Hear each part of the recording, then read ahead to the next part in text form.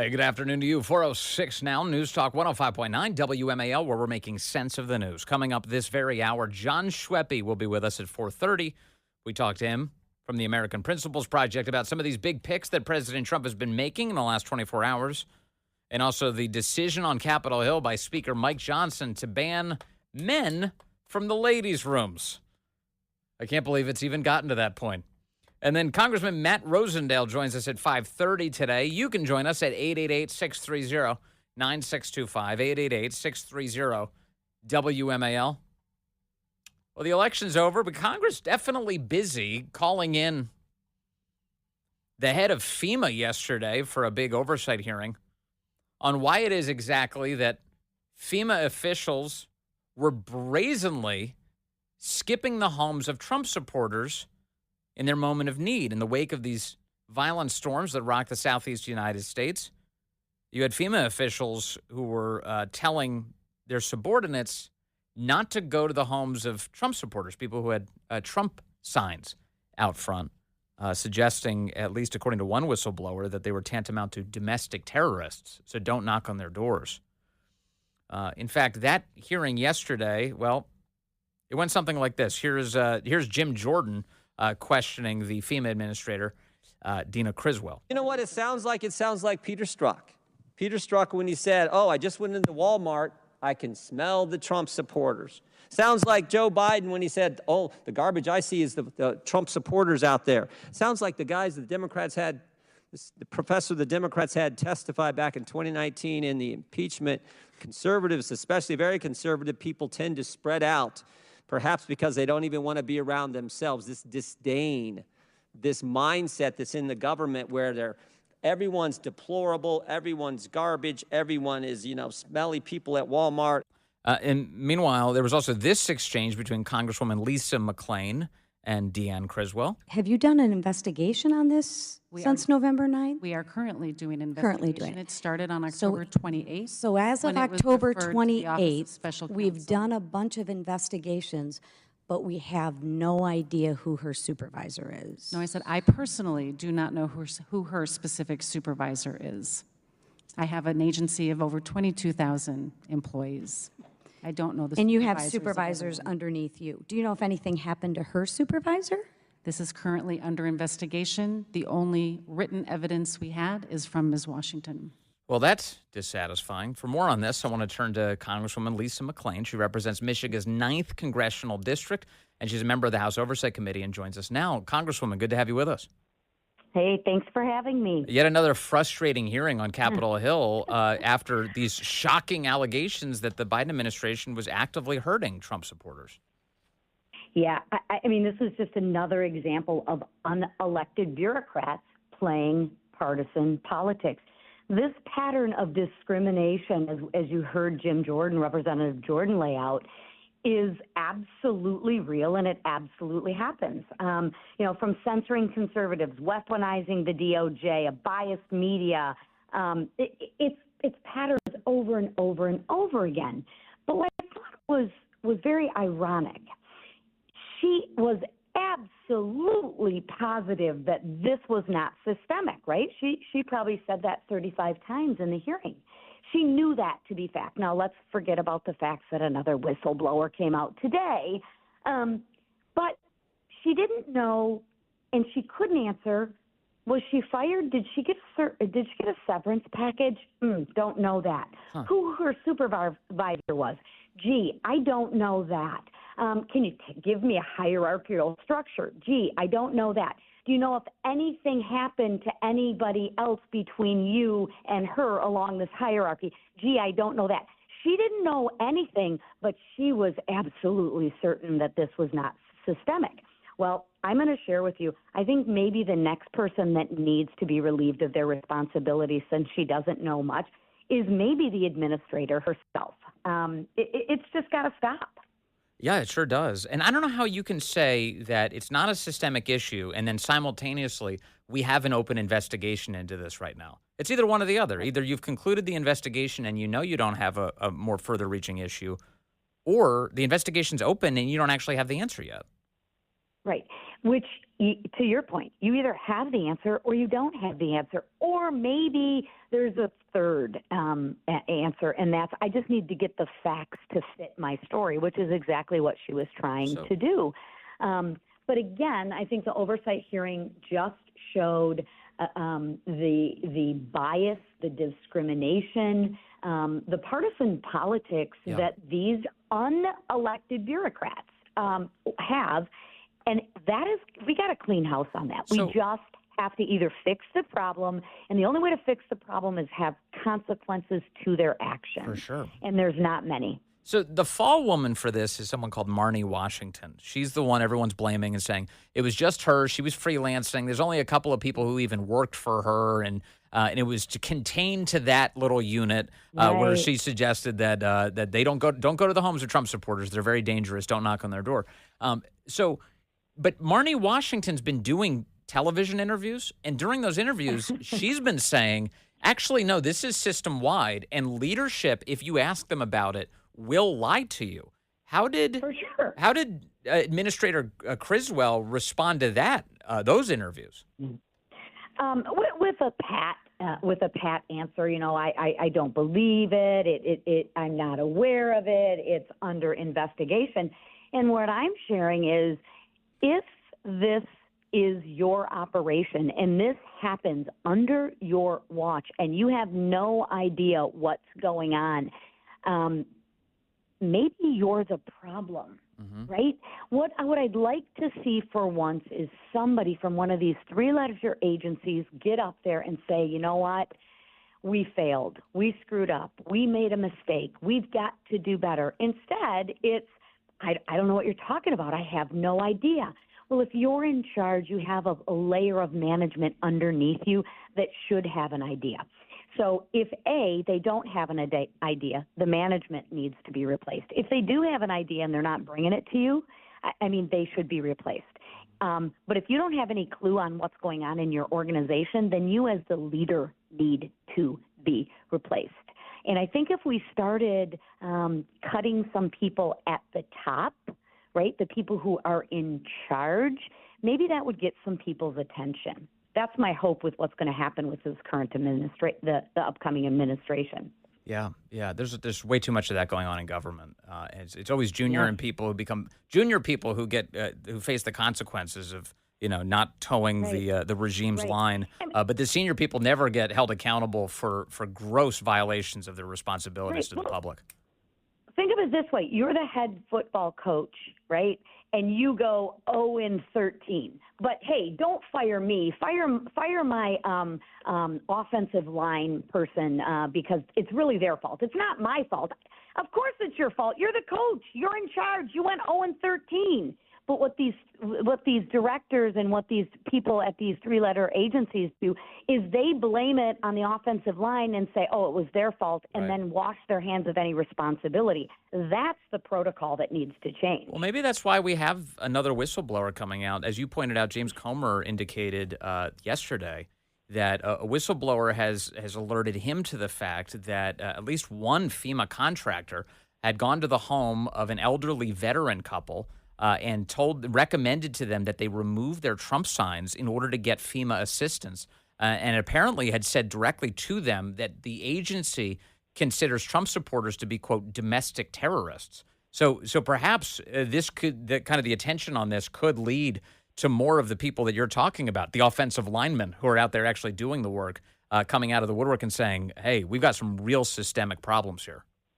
Right. So from the agency that was doggone certain that this was not a systemic problem, we have one more whistleblower come forth. And what I think is even more interesting and more disturbing and more just repulsive, to be quite honest with you, is FEMA has not returned to that residence. That's right. Isn't that sad? Yeah, it is sad. And that poor couple, the couple apparently had removed all the signage because they were desperate for FEMA's help, and FEMA still didn't come back. Right. I mean, think about that. You've lost everything, right? You've lost all of your memories, your food, your shelter where you've lived. And FEMA doesn't show up because some unelected, and I keep saying that, some unelected, unaccountable bureaucrat decide, you know what? If you're a conservative and you like Trump, we're going to punish you. That sounds like a third world country to me. That doesn't sound like the American I know. No, not at all. Okay, let me talk a little bit. We're talking with Congresswoman Lisa McClain, and something that's important that everyone should know about is that Congresswoman McClain is now one of the highest-ranking members of the House, having just been elected House GOP conference chair, replacing outgoing Congresswoman Elise Stefanik. First of all, congratulations to you on that. And secondly, Congresswoman, just sort of describe what that means for you, for the Congress, and for the public. Well, thank you. What it means for the conference and what the role of the conference chair is one, to listen to the members and to help communicate President Trump and the Republicans' agenda, the House agenda, to all of our majority of Republicans here in the House. That's the job, right? I want to be able to highlight members to make sure that we take the issues that are important to the Americans, right? 76 million Americans told us what they wanted. They wanted lower taxes. They wanted a stronger economy. They wanted a secure border. They wanted strength on the world stage. How do we now highlight them in their respective districts to make sure that we continue to not only keep the majority, but grow the majority and to execute President Trump's agenda? You do that by listening and engaging, and I am so excited to get to work. I am just thrilled beyond belief. Can I say something? I also want to point something out. I don't think a lot of people are detecting this, or at least saying it in the political analysis, but the mandate for Republicans is bigger than the election results even reveal. And the reason I say that is because remember how Kamala Harris closed out the campaign? What issues was she running on? She said, we need a wall. We need fracking. We need to bring down costs. She ran on Trump's agenda. So no matter who you voted for in this election, you voted for the Trump mandate, didn't you, Congresswoman? But the only difference is Trump is the one that has executed and implemented and will. And she's the only talked about it. Because she even knew, to your point, that those were the issues that were important to everyday Americans. Yeah. No, well, she was lying about it, but still, voters were misled by those lies. But yeah, there you go. So that's it's a big job, and we look forward to watching you do it, Congresswoman Lisa McClain. Please don't be a stranger. Glad to have you with us today. Thank you very much. Thank you so much for having me. Have a great day. You too. That's Congresswoman Lisa McClain, and now rising to House Republican Conference Chair.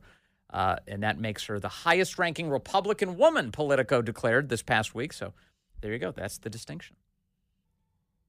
Got a call coming in from Jeff in Washington, D.C., line 1. Hello, Jeff. You're on the Vince Colonnese Show. Hey, Vince. Thanks for taking my call. Yes, sir. By profession, I'm an emergency management specialist, a subject matter expert in the field. I've been kind of keeping up with everything going on in North Carolina. I've been directly involved with a large Christian group that is helping to support the victims in North Carolina. From what I'm gathering collectively and speaking with these folks, FEMA has never showed up to the western part of North Carolina. Wow. Over the course of this weekend, just to kind of give you an idea of what's going on, there was a mom living in a tent with a child, and the child was taken out of the tent and turned over to foster care.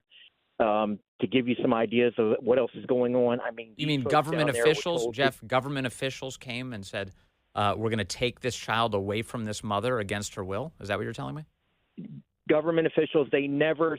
No, what I'm saying is this: government officials, yes, they didn't say they were taking the child. They took the child and placed the child in foster care. The story gets better. I mean, I've been trying to get looped in with folks. I've called Dan Bongino and folks to try to get the story out. I'm acting or serving in the capacity. It's non-monetary. I'm volunteering to help these folks out. Yeah. And I'm trying to get this story out. The important things that are happening is they told these folks to go in and apply for FEMA assistance. This is just how ridiculous this whole thing gets. To apply for the assistance, they tell them to go online. These people are living in tents, Vince. They don't have power. I mean, how ludicrous is that? Coupled with that, they tell these folks they can go to shelters. These people have lost everything. Listen to me. They've lost everything. They have nothing. They have no vehicles. They have lost wallets, purses, IDs, everything. How can they travel 100 miles? It's just virtually impossible. I've seen some of the footage from Western North Carolina, the rare footage that comes out in some cases where people are just traversing it by horseback because it's the only way you can move through the terrain. Vince, I'm telling you right now, the stories that I could pass on to you through the advocates that I've been dealing with is jaw-dropping. This is the United States of America. These are American human beings that have just basically been abandoned. You know, I know for a fact, being a former Marine, I know there's no such thing as a former Marine, but I'm telling you, there's multiple military bases in that North Carolina area that could be over there providing support immediately. From the beginning. I'm talking about water purification from the onset. You're absolutely right. But it gets even worse. I mean, the folks that I'm talking to down there, just to give you an idea of what these folks are doing, if it weren't for the churches, if it weren't for the community folks, if it weren't for people volunteering like coal miners coming out of West Virginia to go down there and help them, these people are building bridges. They're building homes. The homes that they're building are, in our world, respectfully speaking, they're nothing more than a small storage shed that you keep tools in your backyard. They're being told by the county, code folks that they're going to shut the places down because they're not code compliant. They're talking about they have to revisit the water plane down there. I mean, what happened down there from a perspective of a water plane in the emergency management world will probably never happen again in a million years. These people are 2,500 feet above sea level. A flood of that catastrophic concern would never happen again down there. I can't say it would never happen. It's possible to happen, but my point is the circumstances are wild, yes. Exactly. And, the thing is, when you look at everything, again, these people have literally lost everything other than their dignity. They called me last week and said, look, we have thousands and thousands of tons of rocks that have washed out of the mountains. We can no longer get any gravel into these areas. Do you know somewhere we can get a rock crusher? I mean, that's how creative they're becoming. A guy I spoke with came out of Virginia Beach, him and his wife. They've been gone for almost a month now from their home in Virginia Beach. They've gone down there, and they're providing as much support as they can. Spoke to a gentleman yesterday who runs a medical service and has doctors and everything down there. He's basically being told by FEMA representatives that he's not needed down there. He's already out of his pocket. He's already out of his pocket spent $100,000. Wow. So I need help trying to get my voice out. Yesterday I called Congressman Comer's office, and I haven't had a return call back. I've called all 15 congressmen that support the North Carolina area. Out of 15, I had 2 call me back. This is just it's inhumane. And I mean, the temperature's going to drop there this weekend. Yes. We got people living in tents. Winter's coming. They're going to suffer hypothermia. This is America. Yes, it is. Yes, it is, Jeff. Thank you for that call. That's a more robust and informative briefing than FEMA has given to Congress. I am confident of that. Thank you, Jeff. A prayer up for you and all the people who are still working very hard in Western North Carolina, all these many weeks later, to try and recover from all that devastation. Appreciate that. And I do hope that members of Congress, especially if they're within the sound of our voices right now, hey, check your inbox. See if Jeff reached out. Might be good to get in touch with him. Thank you for that, sir. Coming up, John Schweppe is with us. We talked to him about some of Trump's latest picks. They're big ones. Hey, good afternoon to you. 436 here, News Talk 105.9 WMAL, where we're making sense of the news. Coming up on the program, Congressman Matt Rosendale joins us at 5:30. He'll give us a preview of World War III as Joe Biden pushes us towards it. I'm sorry to make light of it, but it really is awful. What else can you do? And you can join us at 888-630-9625, 888-630-WMAL. President Trump is continuing his hiring to all sorts of positions in his incoming administration. That includes bringing back the former small business administrator, perhaps best known as WWE's Linda McMahon, is coming back. This time she will be the Secretary of Education, because that's an agency that needs to go, so why not bring in someone who knows how to suplex it? John Schweppe is here, the Director of Policy and Government Affairs for the American Principles Project, and he weighs in on all of this. John, good to have you back with us. Hey, good to be here, Vince. Yeah, President Trump has not exactly demonstrated a tremendous amount of love for the Department of Education. Certainly it has not been a net boon to the children of America or their educations as long as it's existed. What do you make of Linda McMahon heading up that agency? Well, I completely agree with your take, right? We need a brawler. We need somebody who will go in there. It'll be Sunday, Linda McMahon versus Randy Weingarten. And it's just going to be, but really that's what we need. We need somebody who's going to be a change agent, go in there, get rid of the waste, the fraud, the abuse, but also, return the power to parents, to local schools. And I think, that's going to be her priority as education secretary. Yeah, and it seems like an important one because, as long as the education department has been around, I haven't noticed some sort of, uptick in childhood literacy or anything. In fact, the education department has become a vehicle for advancing all sorts of left-wing politics rather than educational priorities. No, they're much more concerned with bathroom usage than they are literacy, and that's been a huge disappointment, right? You have hundreds of billions of dollars that have been wasted there. Obviously we need to get that under control, and we've seen, there's a mandate here. Voters across the country, it really started in Virginia with the election of Governor Youngkin, now President Trump. They want parents to have control over what's being taught in schools.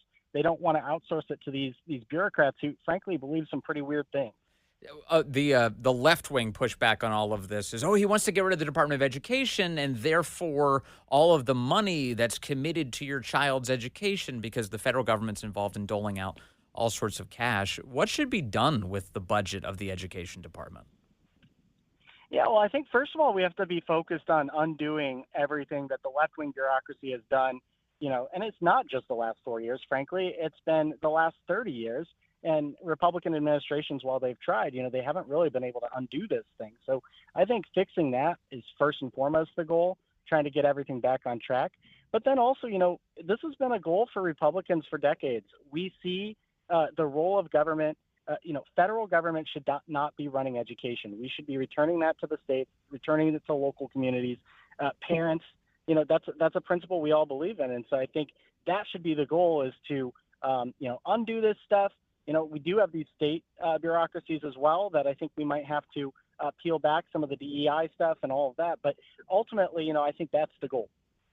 Yeah, for sure. And don't tax people as much. Let them keep more of their own money so they can take care of their kids. That would be, I think, a good priority rather than, this ridiculous bureaucracy out of Washington that's only harming them. I don't think that's working.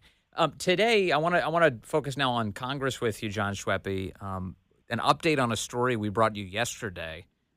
This involves an incoming Democrat congressman from Delaware by the name of Tim McBride. These days, he wears a dress and goes by the name Sarah McBride and insists that he is the first openly transgender member of Congress. His intention upon arriving in Congress is that he would be using the ladies' room while there. That has received some pushback. Congresswoman Nancy Mace came out and said, like hell you are. You're not using the ladies' room. And she's put up a pretty big fight over the last 24 hours on this subject. Speaker Johnson, who seemed to, at the beginning of all of this, sort of limped into the fight. Well, now he's come out forcefully and said, yes, indeed, that if you're going to use a bathroom on Capitol Hill, it's got to correspond to your actual sex.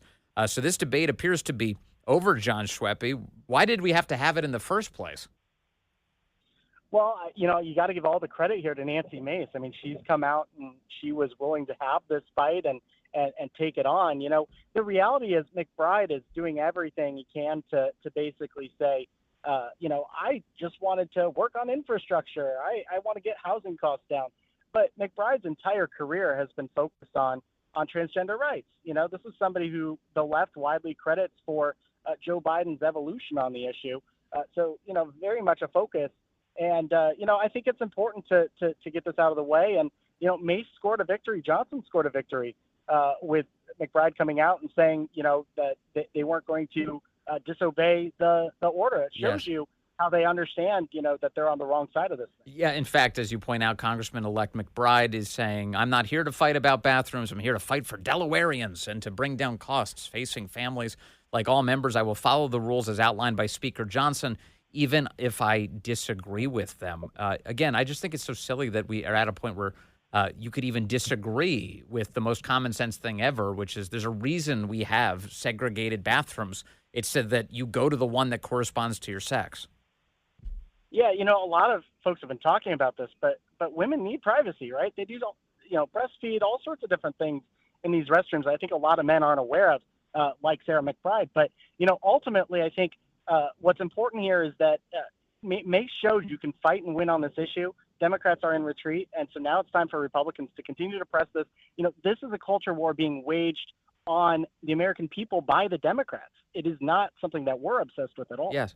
We'd rather talk about other things. That's exactly right. Well, yeah, I'm talking about World War III coming up with Congressman Rosendale. So, yeah, there's some very important issues on currently in front of us. But John Schweppe, if Republicans were to say, if Nancy Mace had never stuck her head up on this, if Republicans had merely rolled over and said, well, fine, let the congressman use whatever bathroom he wants if he wants to go use the ladies' room, what are the costs of that kind of surrender? I think it would be completely unacceptable in the face of what just happened with the November election, which is that we saw the American people were outraged by the gender policies of the Democrats and voted against them because of them. And so, that's why I'm really encouraged. It seems like with one voice, I don't know what Republicans are saying behind closed doors, but at least publicly, they're all behind this, and they're acknowledging that Mace has every right. And by the way, Vince, you've probably mentioned this, but Mace is a survivor of sexual assault. So this is another example where you have Democrats basically telling women, what they should feel safe about or not feel safe about. I guess they want to lose the last remaining part of their coalition. Yeah, no question. In fact, it was just this last week that you had a Massachusetts congressman, a Democrat, come out and say, hey, I've got daughters. I don't want boys playing in my girls' sports because I don't want them to get hurt by this. And there was Seth Moulton who said that. The left went apoplectic. They went absolutely crazy. They couldn't believe they treated him like he was Hitler, like he was Donald Trump. It was so awful of him for him to say that. And so the left seems to be desperately clinging to an issue that's a real loser just at a political level. Yeah, and we're going to see what happens with Moulton and Suozzi and all these guys because, Republicans are going to call votes. So are they going to vote with the Republicans in favor of the Protection of Women and Girls in Sports Act? Are they going to vote? Are they going to co-sponsor the Equality Act?